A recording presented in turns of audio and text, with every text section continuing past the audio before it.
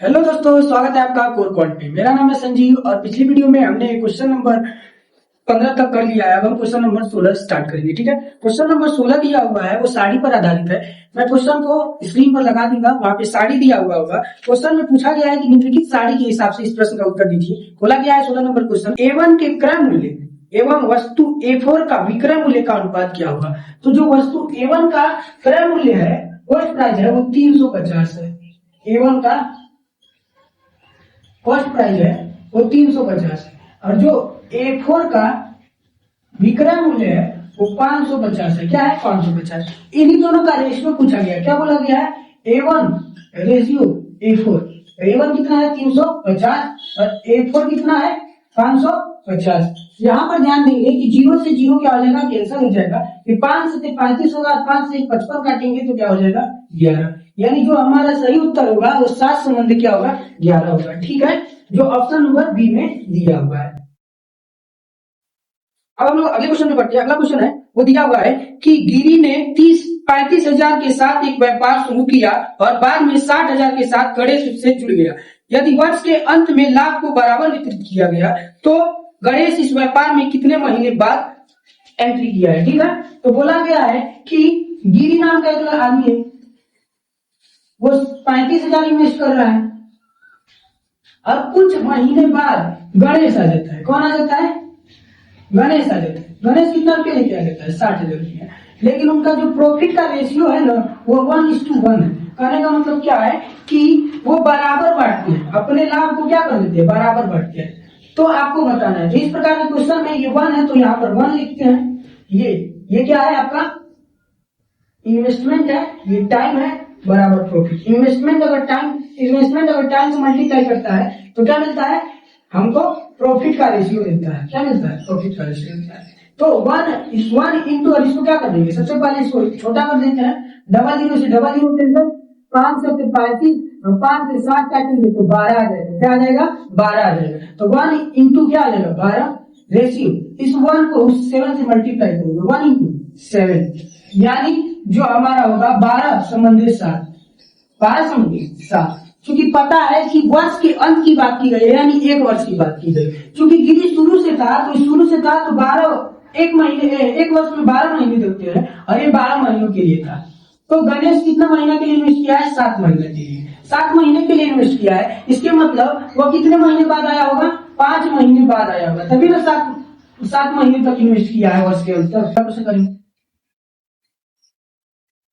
है क्या कि एक न्यूनतम संख्या जो 8, 13, 17 द्वारा विभाजित किया जाता है तो शेष 5 रहता है। यदि उसी संख्या को 9 से विभाजित किया जाए तो शेष पर ज्ञात कीजिए। कह रहा है कि यदि 8 से भाग दिया जाए किसी नंबर में तब भी 5 बचता है, 13 से भाग दिया जाए तब भी नंबर क्या है? 13 से भाग दिया जाए तब भी रिमाइंडर क्या आता है?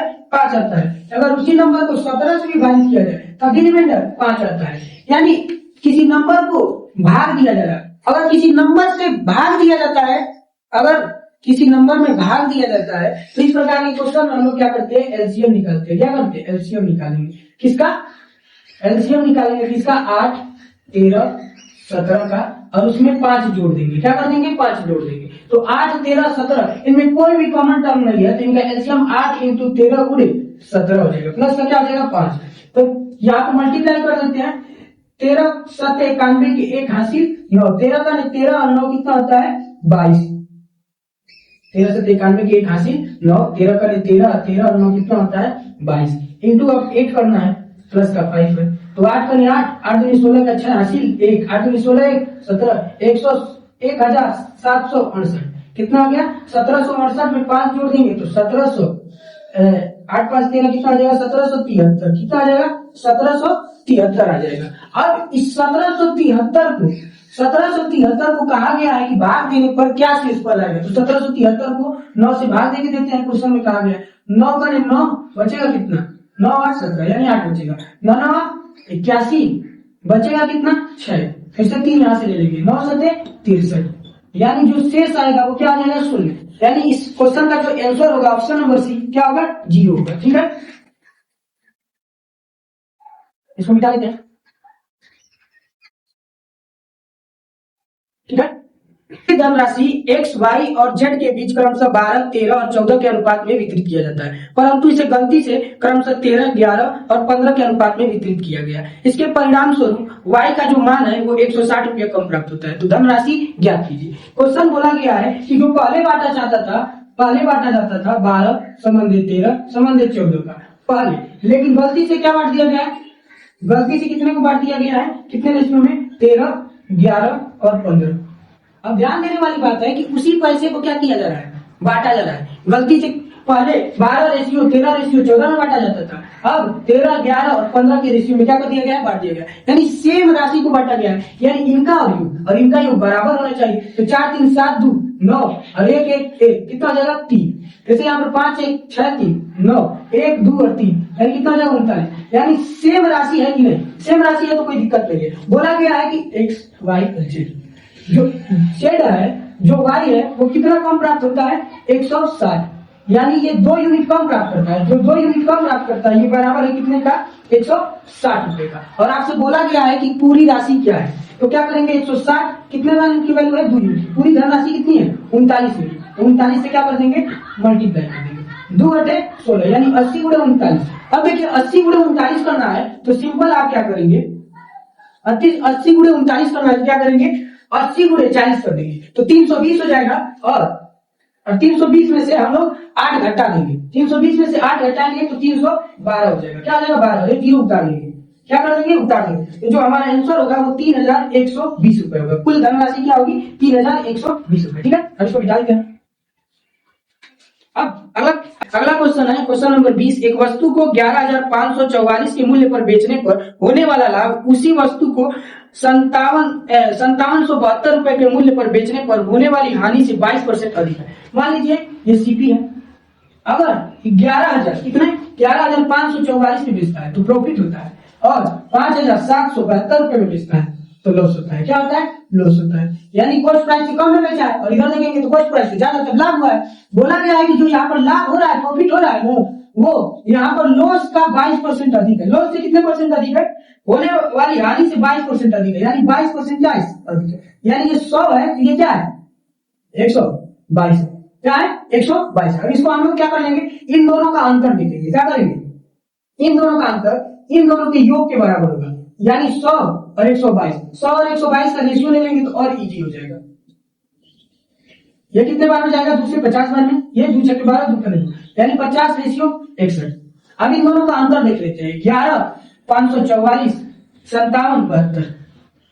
अब इसको घटा लेते हैं। 4 में से 2 जाए 2, यहाँ से हासिल लेंगे। 14 में से 7 जाए 7, फिर से 4 है तो यहाँ से हासिल लेंगे। 14 में से 7 जाए 7, 10 में से यहाँ पर 1 हासिल दे दिया तो 10 बचा होगा। 10 में से 5 जाए तो 5, यानी कितना आ रहा है? 5772, यानी 5,572। अब ध्यान देने वाली बात है कि ये जो 5,772 है, 572 नहीं है, गलती से मेरे को दिया हो 572, 5,772 है। 50 और 61 कितना होता है? 50 और 60 कितना हो जाएगा? 110। 111 का मान है। कितना मान है? 111 का। 111 का मान है, यानी 1 यूनिट का मान निकाल लेते हैं। 50 तो 11 से कितने बार हो जाएगा? 5 बार में ले जाते हैं। 11 5 5 55, क्या आएगा? 555। यह आ जाएगा 5, ये आ जाएगा 2 2, कितना आ जाएगा? और 5 में से 5 जाए 0, यानी यहाँ से हम 2 उतार लेंगे। ये कितने बार में? 2 बार में जाएगा। कितने बार में जाएगा? 2 बार में, यानी हमारा कितना आ जाएगा? 52। 1 यूनिट का मान कितना आ गया? 52। तो आपसे पूछा गया है कि उसकी लागत मूल्य यानी कॉस्ट प्राइस। कॉस्ट प्राइस इधर से भी जा सकते हैं लाकर और इधर से भी। क्या करेंगे कॉस्ट प्राइस लाने के लिए? ये 52 है, कितना है? 52 इंटू 50 करेंगे और इसमें जोड़ देंगे, यानी 5772 में 50 × 52 को क्या कर देंगे? जोड़ देंगे। तो हमारा क्या मिल जाएगा? लागत मूल्य। क्योंकि हानि हुई है तो हानि में अगर कितनी हानि हुई है उतना जोड़ देंगे तो क्या मिल जाएगा हमको? Cost price. और इस वाले पर लाभ हुआ है तो 52 × 61 इतना हमको लाभ होगा तो इसमें से घटा देंगे। तो क्या करेंगे? 5772 50 50 × 100 100 का 0 80 10 50 बचे 250 250 और 10 260। अब इसको जोड़ देते हैं। 2 0 0 2 जैसे 7 0 7 जैसे 7 और 13 का 3 80 1 5 2 7 1 8, यानी 8,372 रुपया। यानी उस वस्तु का जो क्रय मूल्य होगा वो 8,372 होगा। ठीक है, तो चलिए अब अगले वीडियो